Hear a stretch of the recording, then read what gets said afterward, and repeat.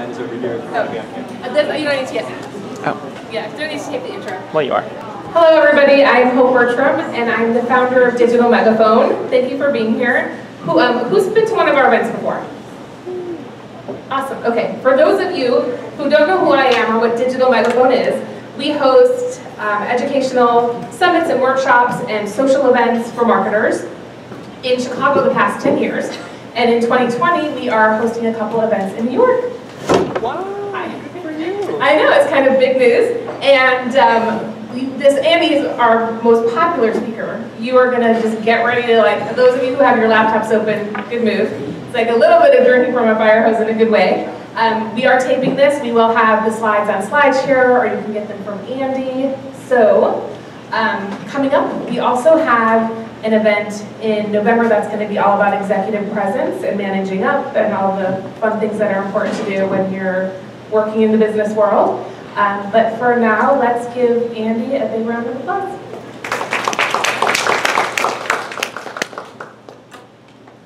I love this topic. This is the master class. We're going to cover a whole bunch of stuff. This is all related to digital marketing. There's some search, there's some social, there's some formatting. A lot of this is just digital content best practices. We're going to move at a pretty good pace, so I'm really glad that it's recorded. Andy@orbitmedia.com is my email address, so if you don't have the slide, if you want the slides like tomorrow, I'm going to send them to you. My flight boards at 10 minutes after 7, so I'm picking the blue line immediately after this. I have to go to Las Vegas. I'm teaching tomorrow at a conference in Caesar's Palace, which I'm not a Vegas guy. It's like one of my least favorite places to go. It's just work. I'm flying to Vegas and back. That's tonight, so I'm going to be pretty quick to get out tonight. But ask me anything, connect with me anywhere, email me anything, find me on LinkedIn, ask me any question, or I can go deeper on any of these topics. I can jump on a call with anyone that wanted to go talk more about any of this stuff. I'll give you a link to schedule time with me. I'm happy to share anything that I can, anything that I've learned in 18 years of SEO and analytics and 12 years of content marketing, content strategy, blogging, email marketing, social media. So I've been doing this for a little while. I'm the co-founder of a company called Orbit Media Studios. Orbit is a web design company in Ravenswood. Anyone have heard of Orbit? Wow, more than I thought. So, and I've been friends with Hope for a decade, at least. Okay, we're going to jump in. Ready? It's not true that good content is good and bad content is not as good. It is definitely true that good content is amazing and bad content is basically worthless. So much of what gets published every day just doesn't get any results at all, and I mean zero, close to zero. So the blue dots are so much better than the red dots, and the red dots almost aren't even worth publishing. This video makes the point, blue shirts versus red shirts, quality versus quantity. Let's see what happens in this game of soccer. The blue shirts are expert content strategists, and they know exactly what they're doing. The red shirts are trying to flood the zone with just tons of articles, and it's not going to work out for them. The blue shirts know how to connect between, they're strategically aligned, they've got interconnected content, they know their target audience, they are excellent at best practices, they know they've got good leadership, they've got a team, they're working together. Look, they've got like 10 goalies. Think that's going to help these guys? I am sorry to say that it doesn't help at all. You could have had twice as many red shirts on that field and it wouldn't have made any difference. That's how weak content is. It's really not, it's basically doesn't do anything for a brand. It doesn't do anything for an audience. It doesn't support any goals. I've seen analytics accounts where it's almost a flat line. Yet some people, and so basically what this shows is that content is like an exponential curve, right? Which isn't strange at all. You know, like 1% of the YouTubers get all the views. 1% of Twitter accounts have massive engagement. Right? What does viral mean? It's that crazy, like hockey stick exponential curve. Right? Search for any topic. Right? It says Google will tell you there's like 10 billion pages relevant to this, and here are the top 10. What is that? Like 0.001? Like that's how good the blue shirts are compared to the red shirts. That's how much more visible good stuff is to everything else. So I'm going to break it down, and we're going to go step by step. But I'm going to start at the top. I'm going to start with the topics. This is what your audience wants. It is amazing to me at how little you have to know about an industry to know what to publish in that industry. Has anyone ever used or heard of answerthepublic.com? Go to answerthepublic.com and type in any topic, and it will show you all the questions people ask related to that topic. It scrapes Reddit and Quora. What is it? I'm not sure where it gets it. It scrapes this from the web and it deduplicates them. That's really what the technology is doing. And it shows you, I just put in soccer. These are 193 questions people ask related to soccer. Suppose I'm a soccer brand. I just randomly picked this. I had to make slides for something. Why is soccer the best sport? Why is soccer a bad sport? Why is soccer better than hockey? Why is it better than baseball? Why is, all these things related to soccer, I can find all these in seconds, literally seconds, and I know exactly what the audience wants. That circular thing is kind of cool for a second and kind of annoying a minute later because you're turning your head to kind of read them all and going like this. So if you switch to the data view, it just lists them all out. Amazing, right? Very useful. I can tell what my audience wants in minutes. If I go straight to Quora, it'll show me tons of questions, and Quora has them vetted. You can see what was upvoted, what people are engaging with. You can see the top answers to topics. You can find the best experts on topics, and immediately begin to publish stuff that you know that audience likes. You can even just go straight to Google, and without even finishing your search, why do soccer players, boom. Every one of those is a vetted topic. Google wouldn't show them unless there were hundreds of people, thousands of people who wanted that information. I could go publish on those topics and immediately begin to win. Right? And by the way, this is actually long and slow and boring to type the next letter of the alphabet 26 times. So instead you can go to keywordtool.io and it will scrape all of those out of Google in 1 second. And you can see exactly what people are looking for related to everything that would have been suggested by Google as if I typed in the next letter of the alphabet. You've got a fancy clicker. YouTube, I can see what people search for on YouTube, or Amazon, or Instagram, or Twitter. Kind of amazing. This is a totally free tool called keywordtool.io. In seconds I can tell you everything the internet wants, everything the universe wants to know on any topic. It's weird. It's pretty amazing that it actually works so well. Now after doing this for a while, I read an article by a guy named Steve Rayson. Steve Rayson is the co-founder of BuzzSumo. Anyone heard of BuzzSumo? Very popular tool, kind of a social listening tool. It shows you what the most popular shared engaged with content is on any brand. BuzzSumo.com. It's a paid tool, but there's a free version of it. So Steve went out, and he's like a statistician. He went out and he analyzed 1 million articles, literally 1 million articles. Here's the article. And he found out what correlates the most with getting linked to and getting shared. And Steve's conclusion? Most content gets nothing. Look, this is like that line there, that first column. Those are the red shirts. Nothing is happening. 75% of articles nobody ever links to. Sad. Very sad. 50% of articles get 2 or fewer Facebook interactions, and I'm going to round that down to 0, because that's like the blogger and their editor, basically nobody. It's like me and my mom. We both loved it. That's not an audience. That's not connected. That's basically zero engagement. So, but like, look at these number of shares, 10,000. Like it's the blue shirts. They're crushing it. What are they doing differently? So Steve breaks it down, and actually in the very end, the bottom of this giant piece of research, he concludes, this is really important, that if you want to create content that achieves a high level of both shares and links, social and search, then you need to do 2 things, one of 2 different formats. It's the opinion-forming authoritative content or the well-researched and evidenced content. I'll paraphrase. 2 things that work. This is it. Strong opinion and original research. I'm going to show you examples of how each of those have worked, how you can do it yourselves. I'm going to start with original research. I've been doing this for a while. This is Google Search Console at my domain. You can see a lot of the domains, a lot of the URLs that have attracted the most links are the articles that have original research. Data. Original data works in content. It's winning, right? So I'm going to show you some examples. Who knows the answer to this question? What's the average lifespan of a website? Forever? Hypothetically, yeah, if you go take it down. The average lifespan, though, would be the interval at which the average website is redesigned. I didn't know. No one knows. 3 years. 3 years? Great answer. You saw this slide? No, I never. That's basically the answer.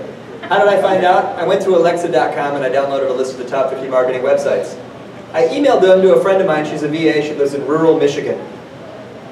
She goes to the Wayback Machine in archive.org and looks at every one of these websites to see the interval at which they did redesigns. She put them on a spreadsheet for me. This took less time than a typical article. And I published this article, what's the lifespan of a website? The answer is actually 2 years and 7 months. No one knew the answer. I produced the answer. Wikipedia links to this answer. That's a zero value link probably. That'd be a no follow link. That's fine. I'm not trying to, this is just evidence. It's directional evidence and it's an indication that the content is worthwhile, right? So anyway, but other people have. Other 100 websites have linked to that article. Why? Because it was original. It answered a question. It filled in an information gap. What website features are standard? I don't know. Anyone know? No one knows? I'll find out. I take that same list of 50 websites, I make a spreadsheet that's got a list of 10 different features of websites, send it back to my same friend, her name's Amanda, she's in rural Michigan. She looks at all these websites and sends me back a spreadsheet that shows you which ones have which features.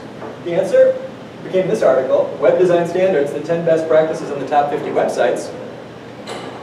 And I produced this chart. It shows which features are common to which websites. What percentage of websites had each of these features? This chart is basically the authoritative piece on the internet that shows you what features are standard on websites. It ranks number 2 for web design standards. That is ranking above the standard setting body for the internet. I'm outranking the World Wide Web Consortium, they're right below me.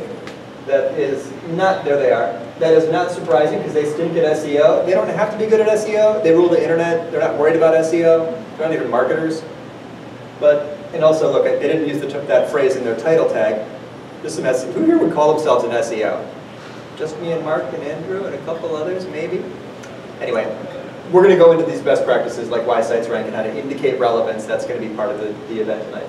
So that's produced quite a bit of visibility over time. It answers a question for people. And most importantly, it's been linked to 227 times. By the way, how do I stay in business? I have 36 employees. How do I stay in business? I need to generate demand for web design services. How do I do that? I have to rank for Chicago web design. How do I do that? I have to have lots of links to my website to be authoritative more than other websites.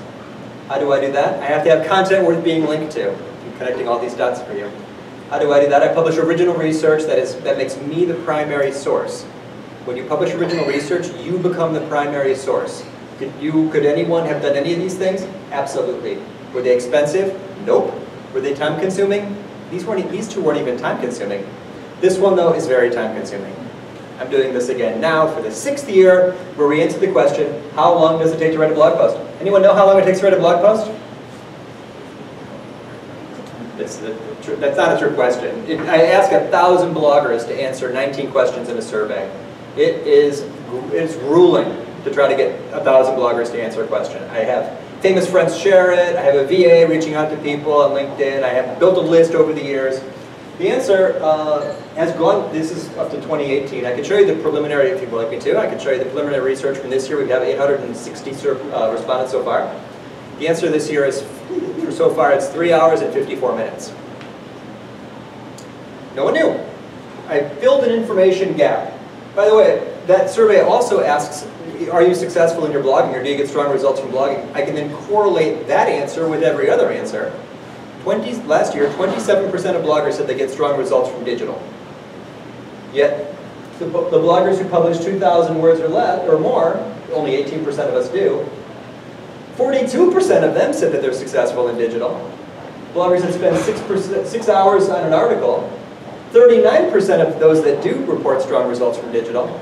Look, all the harder stuff, this is basically showing what the blue shirts are doing. All the harder stuff, the less common stuff, is more likely to correlate with results, right? Because the red shirts kind of pump out a lot of medium quality blog posts, and it doesn't really go anywhere. Publishing weekly, working with editors, collaborating with influencers, using paid, which I never do, by the way. I don't do all these things, I'm just telling you what works according to the data. Publishing original research, only 25% of our respondents publish original research, but 58% of those that do report strong results from digital. Wow, okay, strong correlation. Maybe this is it's a powerful directional cue that this is a good tactic, effective. 1,800 websites have linked to that survey. We've redirected them now, so they're all in one domain.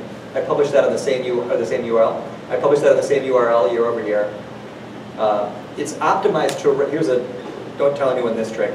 I optimized that article to rank for blogging statistics, which is the key phrase that has linking intent. People who search for that are looking for something to cite. Very sneaky of me. More websites link to that one URL than a lot of my competitors' entire domains.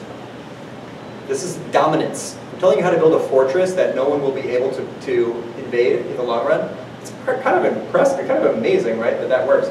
Question? Yes. So tell us how you knew that blogging statistics was what people, how you got to that? Thank you for the segue.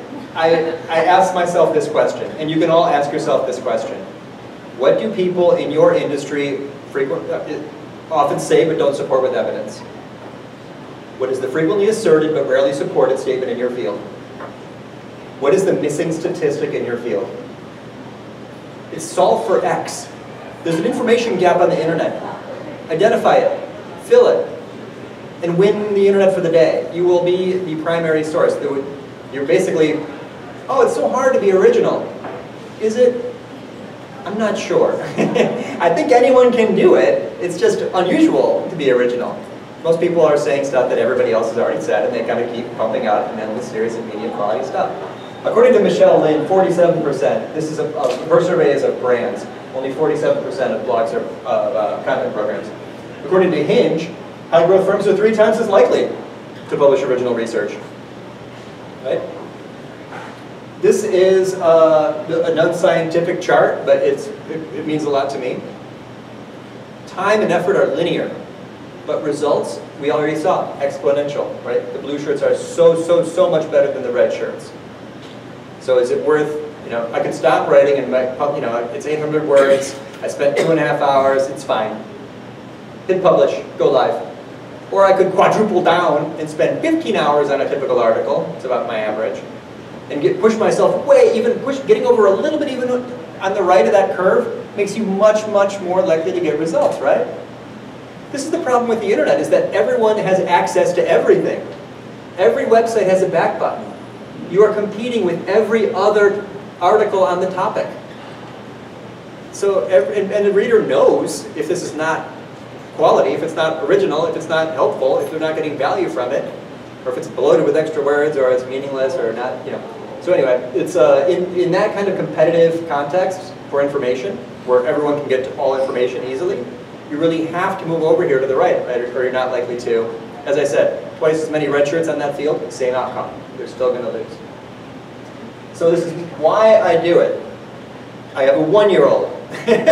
I don't spend more time per article because I have the time to do it. I spend more time per article because I don't have time. I don't have time to write a lot of stuff that doesn't get results. I want to make breakfast for her every morning. I want to go home at 5:15. She has never seen me work. The laptop is closed if she's awake. I make popsicles for her. I blend mango and yogurt with blueberries, like rainbow popsicles. If you keep adding fruit, the color changes, and you kind of put it in the popsicle form and then freeze it. She loves it. So that's Ada. That's Eli. He's 3. These kids they're way ahead of us. They are going to crush us in the end. They're like super smart. They're excellent marketers already. So the other thing that Steve found is that strong opinion wins. This is hard to do. I know very few brands that will do this. I'm going to show you ways that you can do it. It's not an easy thing to do. To come out for something and against something, a lot of brands, a big corporate brand, very tough, right? What do you believe in? If you meet, if you talk to people, oh, we want to blog. Why do you want to blog? Because we want to do thought leadership. What the heck does that even mean? What is thought leadership? I don't know if you can do thought leadership without actually being for and against something. Why would someone follow you unless you have a position? If you have a position, how could that position not be coming out against something?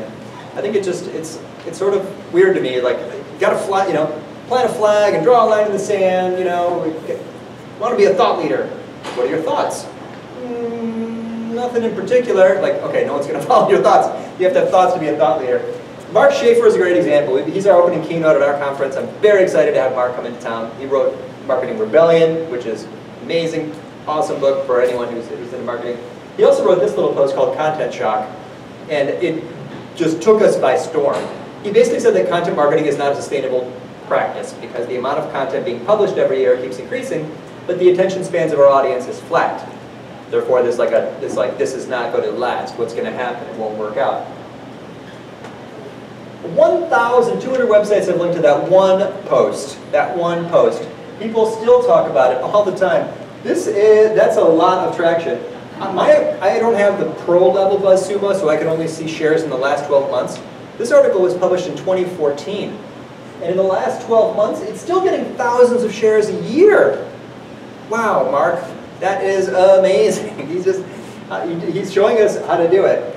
He basically is asking this question. See if anybody in your company can answer this question. What do you believe that most people disagree with? Do you have any contrarian thoughts? Anybody?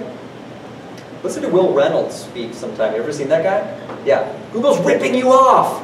They're taking your money. Fight back. The guy is an amazing speaker, right? Or Rand Fishkin. They're a monopoly. He's been saying for years, they're a monopoly. Break them up. He's an SEO teacher. He gets on stage. He sounds like Elizabeth Warren. And the guy is like, I mean, you definitely want to follow him. You're gonna follow him. I'd follow him anywhere, right? I would never miss the chance to see Rand Fishkin or Will Reynolds speak, right? And not on those topics, because they take a stand. What do you think is likely to happen in the future that most people think is unlikely? Try answering that. What questions in your industry are people afraid to answer? That's the point, right? Courage, it's rare. Courage is rare. I think, though, that if you want to tiptoe into this world, it's totally possible. There's two ways I know of where you can do it. One is to just drink a shot of Malort before you start writing. Kind of kidding. It's to just not soften all of your language, to stop qualifying every sentence, to stop trying to make it 100% accurate, and instead, stick your neck out a little bit. So this article could have been like, 15 things I recommend maybe you should take off your website someday or reconsider. No, it's your funnel is broken. Fix it, fix your funnel. These are 15 things to remove and remove them now. Example, those social media icons, those are candy-colored exit signs. Why would you want someone to click on that? You're an idiot if you put that on your website. Big, colorful icons in your header, that's a dumb idea. Remove those. What are you thinking? You hear can you feel that, right? I didn't soften it. I'm just being more direct. Malort inspires marketing. I'm not good to talk about Malort. So, there are 136 comments on this post. That's an indication of something's working. And if you look at what they say, what's surprising is his sanctimonious tone. Totally cool with that. Trying to be provocative, fine with that. That's a negative response. In the same scroll depth, you can see another comment where this guy is saying that I bring hope into his young, ambitious designer heart. Great. Positive and negative reaction. That's the idea, right? This is content that's going to get more traction. 136 comments, thousands of shares, 5,000 shares on that one piece of content.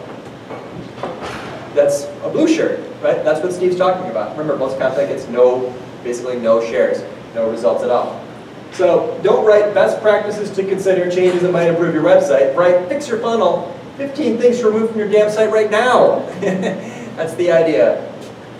Just write with guts. I mean, this is Ann Handley's message. You know Ann Handley? Anyone here know Ann Handley? Yeah. It's like bold, be bold. It sounds simple. It's a major, it's an important message, right? So I love it. Now, I'm just going to blast. We're going to keep going. That was a lot, though. Does that make sense?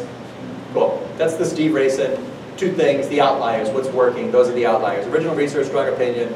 Very, very few brands. Scroll through a blog. Try to find anything like that. Very rare to see those things.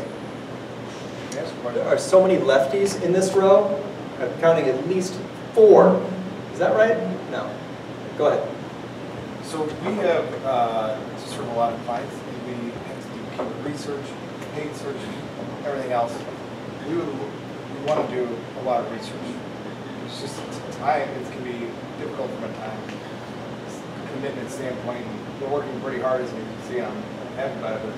But do you have any tricks you can give us to work more smart? If we don't want to work. Time-efficient ways to produce original research, for sure. There are, the outreach is brutal, and as an SEO, you know outreach is hard. So the survey is something you want to not do. Surveys are fun because you can produce data that is otherwise unknowable, such as how long it takes to write a blog post. The only way to find that data is to ask a bunch of people. But the other 2 examples were very time efficient because the data is just out there in the wild, like to observe them.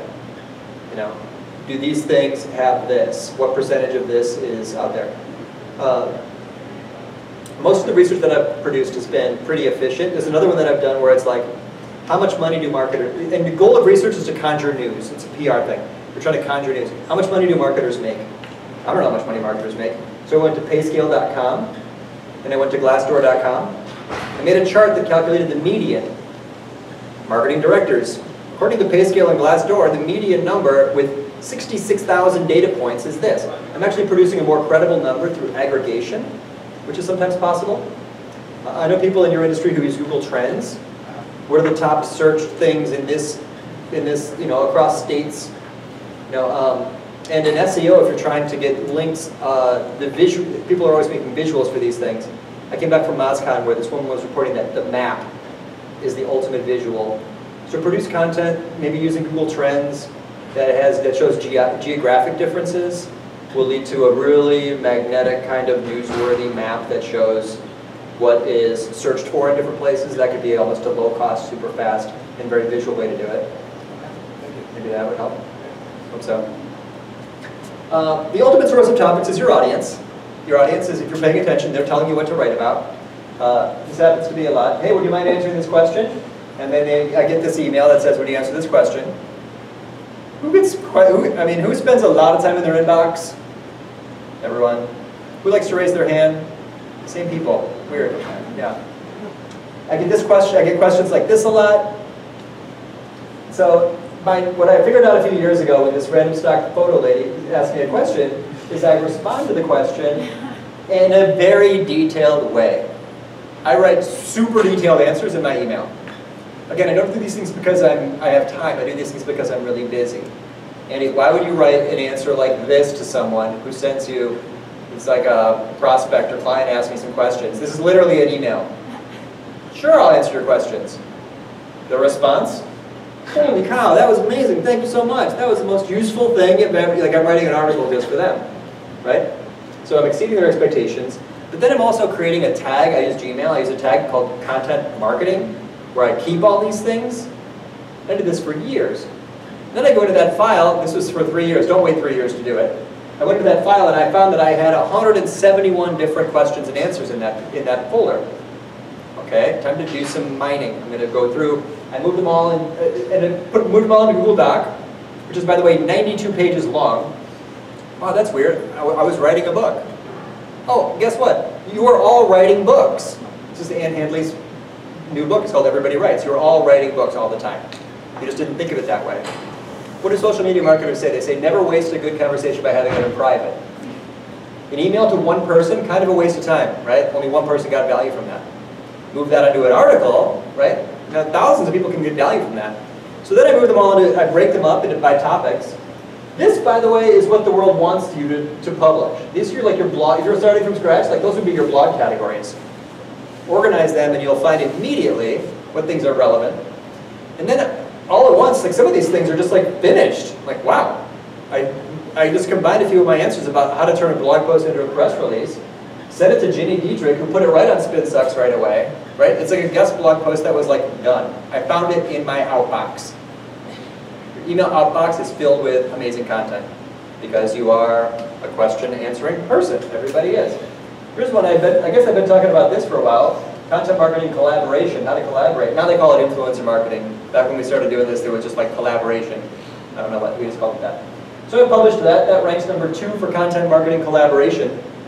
Here's the ranking over time. I'm using Moz to track the ranking over time. Kind of an SEO, you've told me that already. I guess I've been talking a lot about testimonials and social proof. So I put all these into an article about testimonials and social proof. It took me hours to shape this into an article, but all of the research was done. I had all this language was already sitting in my email. Right? My sent mail folder is a gold mine. All of your sent mail folders are gold mines. Ranks number 2 for how to write testimonials. Ranks number 1 for testimonial examples. That started as an email. It's getting read 400 times a day. It's a waste of time to send email just to one person. Go deep on your emails and then put all those things together to reform them into articles. So we have a bunch of brand people here and people who work at agencies who have brands as clients. Sure. How would you convert what you're saying to someone who works at a brand? You then work with the brand to learn what they're talking about the most. One of the best people to talk to at a brand to find out what they're talking about the most is the sales team. My friend Joel Kletke has like a whole business based on this. It's called Case Study Buddy, and he works with brands to get all their customer success stories. And he asks people's questions like this: what analogies do you use in sales conversations that are the most effective?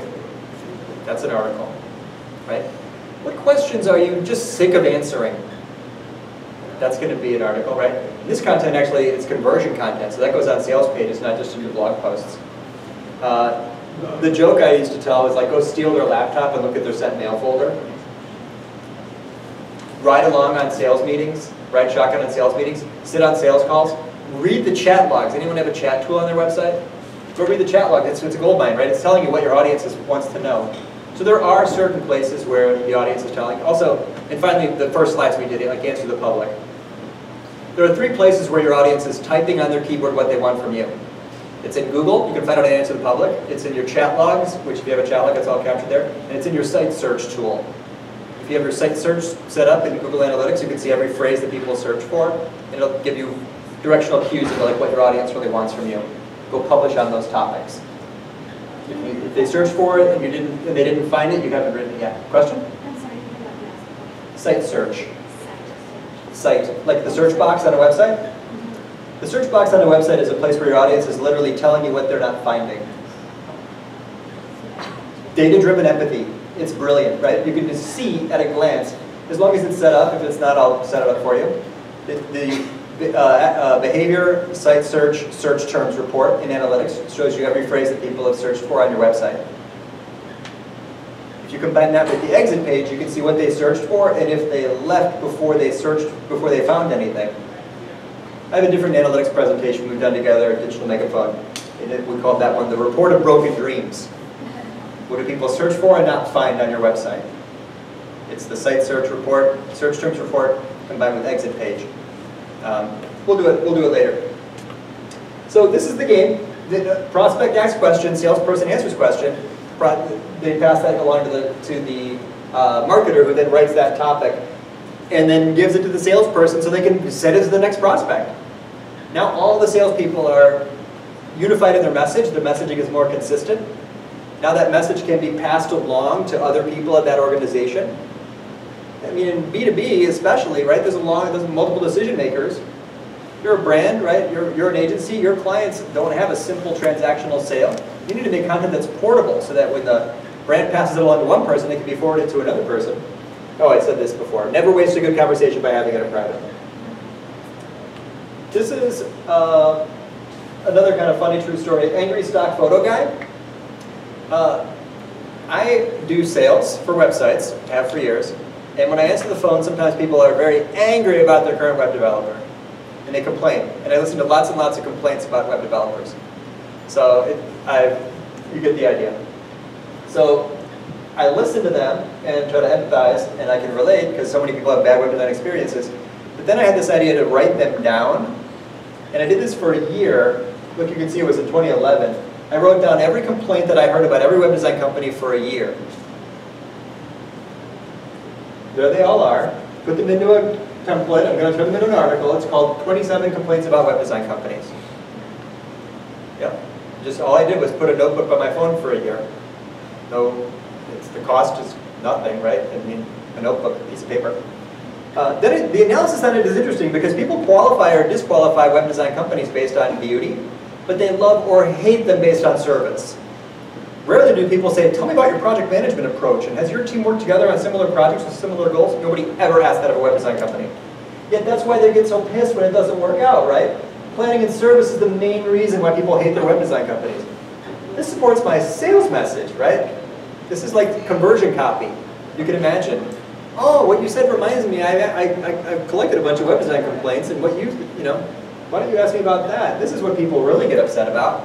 Word cloud, super simple. That's like a copy and paste job. I mean, that's like losing respect for me as the minutes go on. You're like, the kid's a hack. All he does is it's so easy.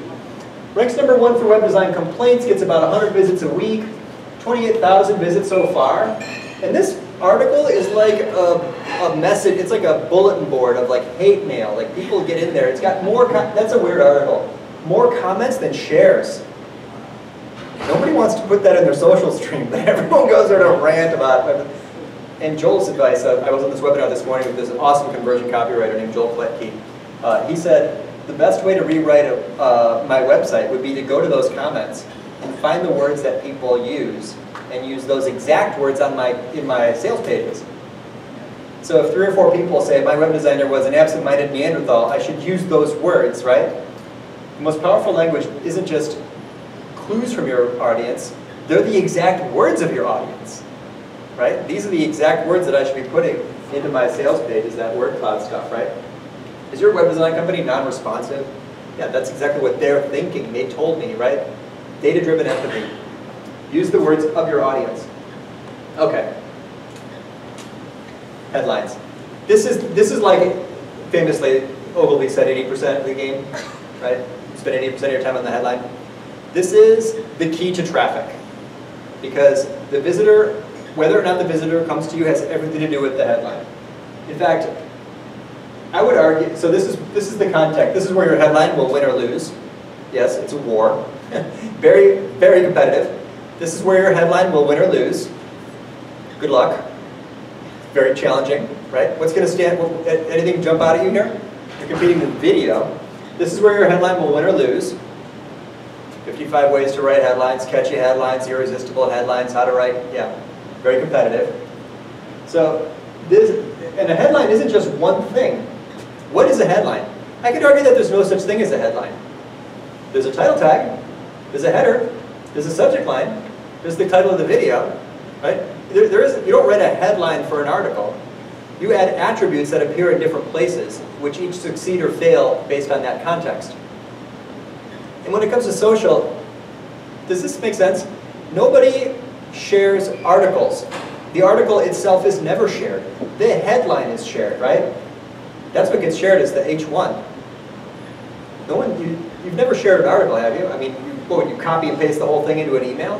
That's not how it works, right? So what happens when someone sees a headline? Your potential visitor opens their inbox, looks at their social stream, or sees the search results page. Your headline appears there. What happens next is where the magic happens. They are doing a split-second cost-benefit calculation in their brain. We all are doing this 100 times a day. Is this click worth 10 seconds or 2 seconds of my time? That's literally what's happening in the mind of your potential visitor, and that is where you are going to win or lose. If the R was not greater than the I in the ROI calculation, they're going to keep moving on, they're going to scan and scroll to the next headline. If the R was greater than the I, the return was greater than the investment of 2 seconds of their time, they're going to click, and now you have a visitor. That's the game. This is exactly how it works. Every click means someone did a cost-benefit calculation in their mind, and the benefit exceeded the cost. That's the way to understand digital. So how do you make headlines clickable? You increase the R, or you reduce the I. We'll get into it. So here's the data about headlines and sharing. It's not surprising to me in the end, this is also Steve Racet from BuzzSumo, who analyzed headlines to see which got the most traction in Facebook. The average number of words in the most engaged with headlines in Facebook was 15 words. You ever write a 15-word headline? That's like the average for the most engaged with headlines. The R is very high because they're giving you so much information about whether or not you should click. Try writing a 15-word headline. Just write 15 words on the page and ask yourself if you've ever written something that long. That's like not long, that's average for the most engaged with headlines. Compare. The average full-time work week is 47 hours. 9 out of 10 Americans are completely wrong about this mind-blowing fact. Okay, one of these is on a viral content website, one of these is on a major media publication website, and one of them got like, what is that, 100 times? Almost. Way more shares than the other, right? It's the longer headline. It has a curiosity gap, it makes more of a promise. It's got you can imagine. So then Steve goes on to list the 3-word trigrams that appeared most often. This is very valuable information. You should at least try, next time you write headlines, try incorporating some of these. These are the 15-word trigrams that correlated with the high levels of shares. Okay. A lot of you are thinking, that's clickbait. Andy, I'm not that kind of marketer. I have integrity. I'm not going to go take a shower after writing this headline because I hate myself. I get that. I'm just showing you the data on what's working. Choose your own adventure, and if that's like too spam. Clickbait is a lie. Clickbait is when you lie to the visitor and you promised something and didn't deliver it. I would never recommend that. You're going to hurt brand, you're going to hurt trust, you're going to hurt your reputation. Don't ever do that. The article had better live up to the promise. Right? The first paragraph the job of the headline is to get the visitor to read the first paragraph. The job of the first paragraph is to get them to read the second paragraph. You're trying to get them to keep flowing through this thing by delivering on the promise. But yeah, will make, and speaking of benefit, what does will make you mean? It's promising you something. You can't write a headline that says will make you unless you're being specific about the impact on their life, right?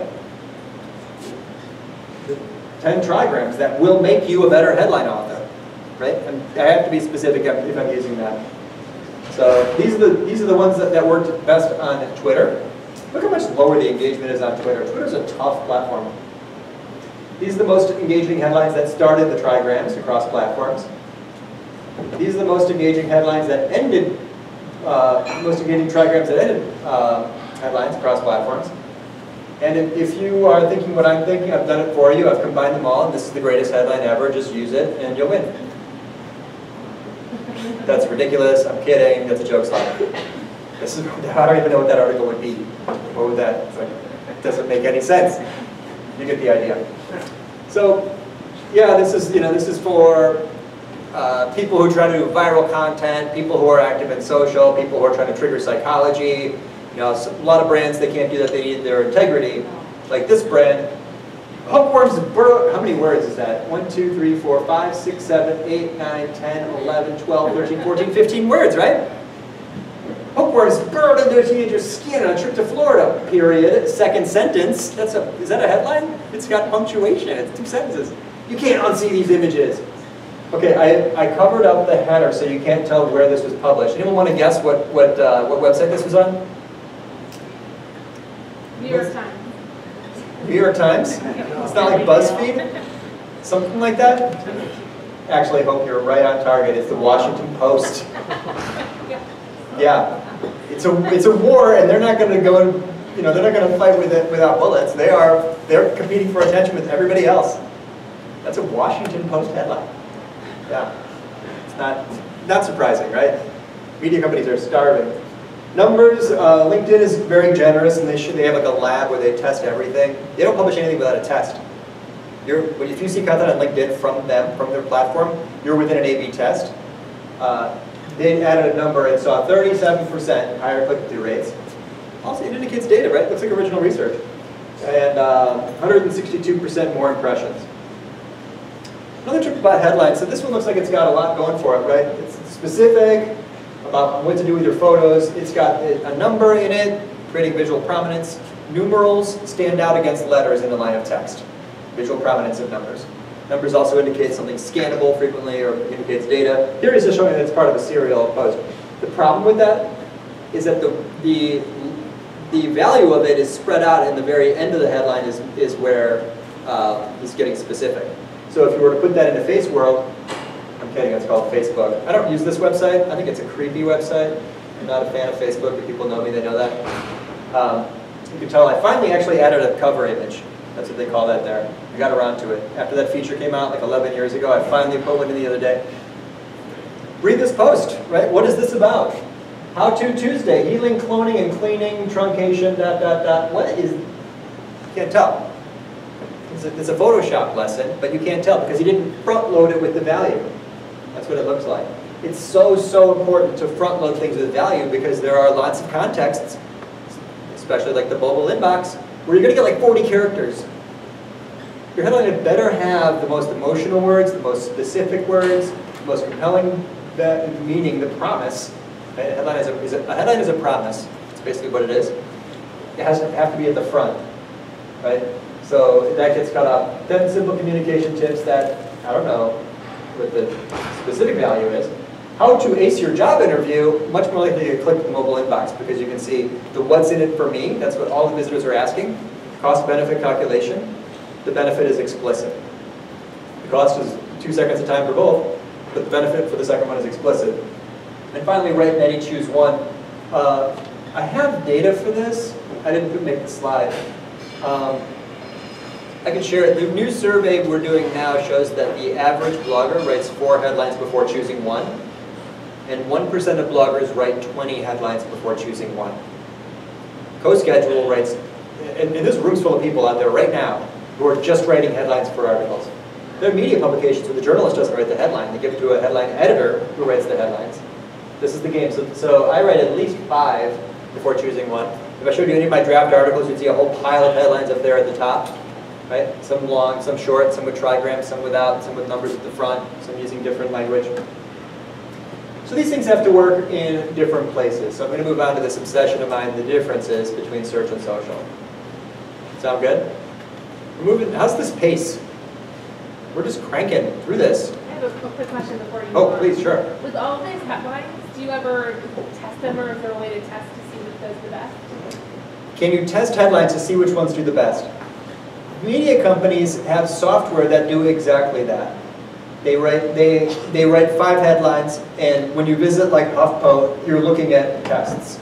So whatever you engage with makes that headline more likely to be seen by the next visitor. So there's tools that just do that on these sites all the time. In fact, the hookworm thing might have been a test on Washington Post if they were using that same software. I've seen headlines change on media sites as throughout the day. If you go back to read it again, the headline might look slightly different. We saw earlier how Facebook is such a data-rich platform. You can use social to test headlines. So email is very high stakes and with low amounts of data. Social media is very low stakes with lots of data. So if you were very sophisticated about this, you could write 2 or 3 possible email subject lines and share that article several times in social media in the days before your email is going to drop, and see which of those got engagement in social media before choosing to use that headline when you go to email. Because email is tough. Email, I agonize, right? Who writes email subject lines here? That's hard work, right? It's like high stakes. You can't unsend that. It's out there. It's in their inbox, right? It's kind of too late. You write some and they kind of, thud, crickets, nothing. You write some that do really well, but you don't know in advance. Unless, I suppose, you could use social as a testing ground for email subject lines. That might work. I don't know. Anyone else have ideas on how to test headlines? Andy at Urban Media, send me any tricks you've got. We'd love to try them out and teach them. So this is, I think that's, speaking of different channels, content marketers have 3 channels basically: search, social, and email. That's where we live. That's the non-paid side of digital. We create content, we promote content, we measure content. All day long, every day, that's the cycle. Create, promote, measure, and the promotion basically happens in search and social and email. So we mentioned email as being distinct from social. I think the psychology of visitors in an inbox and in a social stream are kind of similar. The psychology of visitors in search are totally different. So here's my best understanding of the differences between what works in search and social. In search, long-form content is going to work well. In social, compelling visuals are going to work well. In search, content that answers questions, right, that's the job of the article in search, is to solve for people's problems, is going to work better. In social, it's not really about answering questions, it's about triggering people's emotions. Because in search, your job is to meet people's expectations. You want to rank, you want to get a visitor, you're trying to meet people's expectations. In search, your job, or social, you're really trying to be a bit unexpected. It's the thumb stopper. They're scrolling down a piece of glass, right? It's the difference between keyboards and glass. Search is about keyboards. Social is about glass. No one goes to social media with a plan. Anyone go to social media with a plan or trying to solve a problem? No. You go to search because you're busy. You go to social because you're bored. The targeting is exactly the opposite too. If you do paid, which I don't do, but people know paid, in search you know everything about what they're thinking, but nothing about who they are. In social, you know nothing about what they're thinking, but everything about who they are. There's brands you can just see, like, that's going to work. That brand will get traction in social, or that brand will get traction in search. I know this woman, she builds this machine. It's like an exercise thing. It goes under your desk. You pedal while you work. I don't know what that's called. Search volume, 0. Nobody knows what that is. It's not a thing, right? So that's not, she can get traction in Instagram probably, or in social media, but search is going to fail for her. I have a client that does pest control. Anyone want to share an article about bed bugs? No. That's not going to work in social media. But search, that's exactly where you go. You got a bug problem, you are going straight to Google and you're going to solve that problem. You got urgency. You know, the keyword will tell me exactly that you have that problem. So that's a big difference. So I'm going to try a few now. Here comes the quiz. 7 habits of highly effective marketers. This is an actual article. I've got the actual analytics. Tell me, do you think that this article did better in search than social? Who thinks search? Search. Who thinks it's better in social? Yeah. Does this answer a question? Is it unexpected? This is actually did way, way better in social. It doesn't align with a keyword. People aren't looking for this. It's not, no one's searching for effective marketers' habits or something like that. I couldn't think of a keyword to align it with, but it's also kind of like it's a riff off of a book title. You can imagine how that worked well in social. How about this? Oh, you already saw this. No fair. Web design standards, the 10 best practices, the top 50 websites. Is that more likely to get searched for or more likely to get shared? Search? Social? The answer was search. Did way better in search than in social. I'm promoting this everything in every channel, but not everything works in every channel. How about this one? The life-changing magic of deleting. The life-changing magic of deleting old content. Search? Anyone looking for that one today? Nope. Social? Yeah. Because it's a cultural reference, right? Who knows? Who's seen the show? You know this? Marie Kondo? Yeah, have you seen that show? It's like how to purge all the crap from your life. Who's seen the show? Yeah, all the comments, the theme of the article. It was like a reference to this show about organizing your life. She's this Japanese lady who just loves to clean up. She gets excited if she meets a hoarder. She's like, "Ooh, we're gonna fix this place." So happy. Yeah, but there's no one looking for life. You know, what would the keyword opportunity be? Like, you know, magic of deleting. Magical deletion. Like, there's no, yeah, that didn't work. 5, future-proof your search rankings, 5 tips for semantic SEO. Are more people looking for that, or are more people likely to share that? Who thinks search, that did well in search? Who thinks that did well in social? Yeah, this one crushes it in search.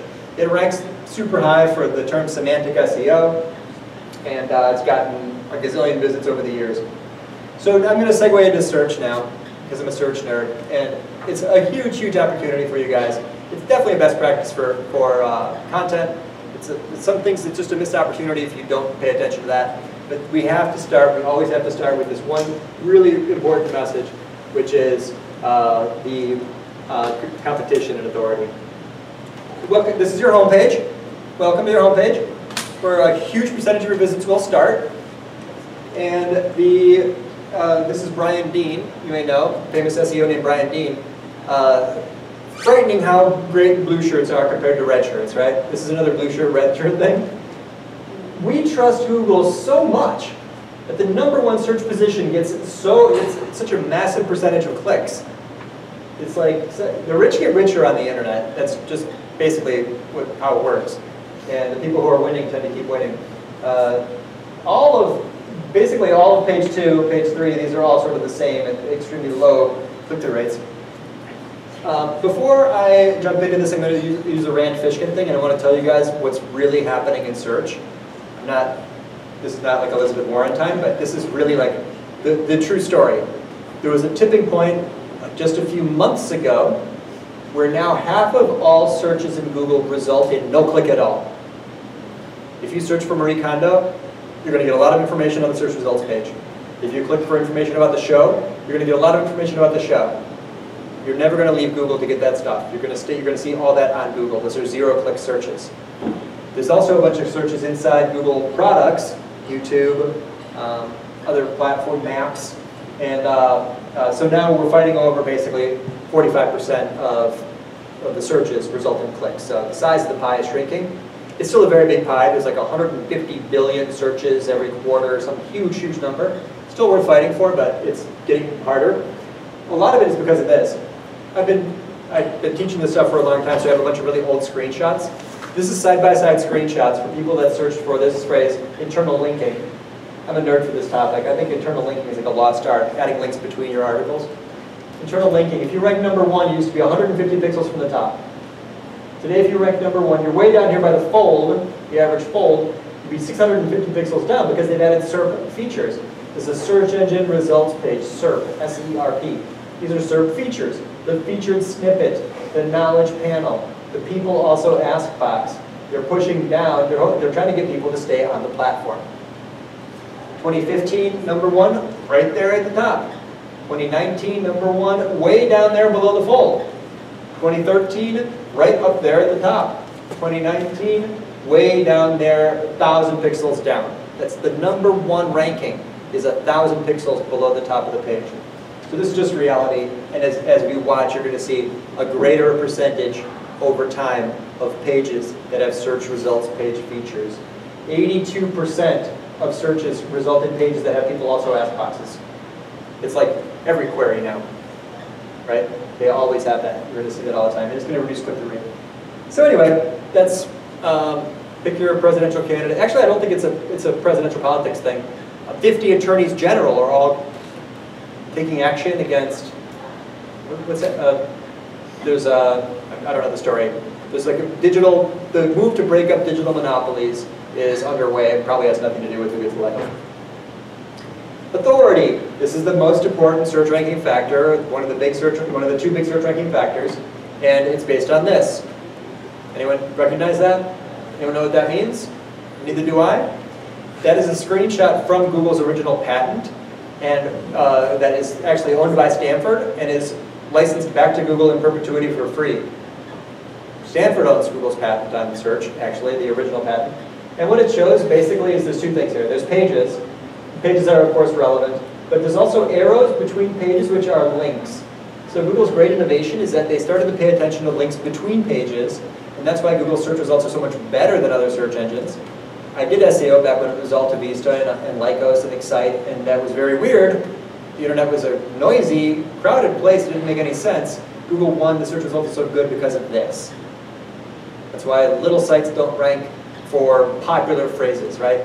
You're not going to find a little mom and pop shop if you search for Super Bowl tickets because of this. Only famous sites, giant sites with tons of authority and lots of links rank for the really, really competitive phrases. That's why.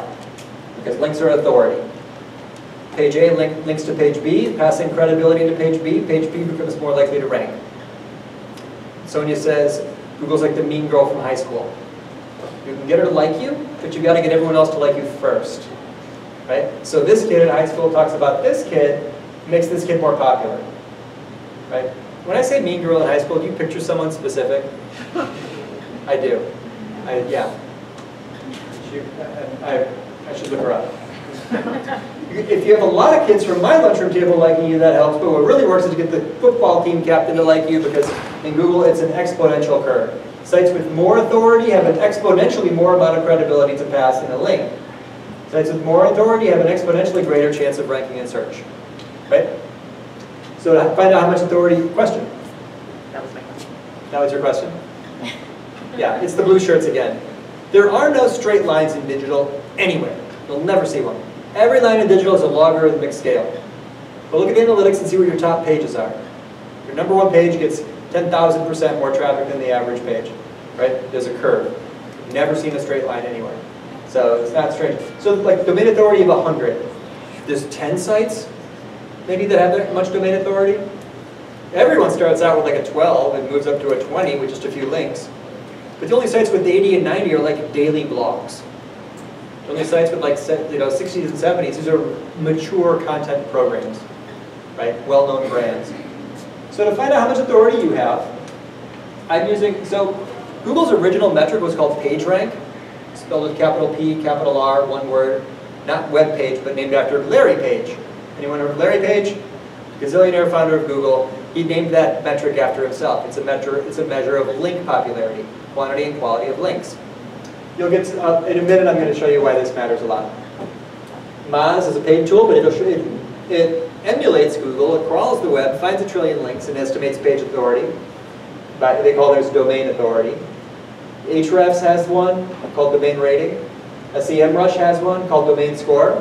They're all the same thing, it doesn't matter. It's just the idea is that that's the likelihood that pages on your site will rank. It's one of the most important numbers in all of digital. If you know your page authority, if you know your domain authority, you know what kind of key phrases you can target. So I'm going to do it now. I am a, skip that. Okay, so basically the idea is, I turned on a tool called Mozbar, and it shows me the authority of all the high-ranking pages overlaid onto Google search results for free. It's a Chrome extension. Install Mozbar, search for any phrase, and you'll see Are these sites famous? Are they popular? Do they have lots of links to them? Page authority 43, page authority 36, 65, 59.